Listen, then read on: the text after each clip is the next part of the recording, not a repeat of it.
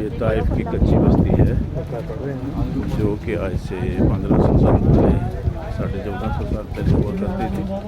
तो उसी के ये आसार इन्होंने बाकी रखे हैं। रिपेयरमेंट तो की है इसको, लेकिन फिर भी कुछ होलिया उसी तरीके का है। तो जब आप ताइफ के लिए ज़ियारत पे आएंगे हाजी उम्रे के दौरान तो आपको ये देखने में मिलेंगी। इस तरीके की इमारत हैं जो कदीम ज़माने की 1400 साल पहले जो जैसे हुआ करता था।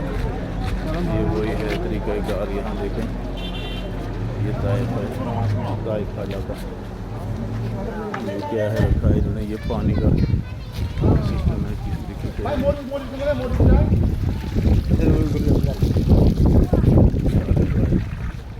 ये कदीम ज़माने की इमारत जैसे हुआ करती थी, उनके आसार कुछ तरीके से कुछ बाकी रखे हैं। तो फिर मुनज़्ज़म हो गए हैं। कुछ में ये टीन लगा दिया है, ये तो पहले नहीं हुआ करता था। लेकिन कुछ ही जैसी ये दीवार है ये लग रही है।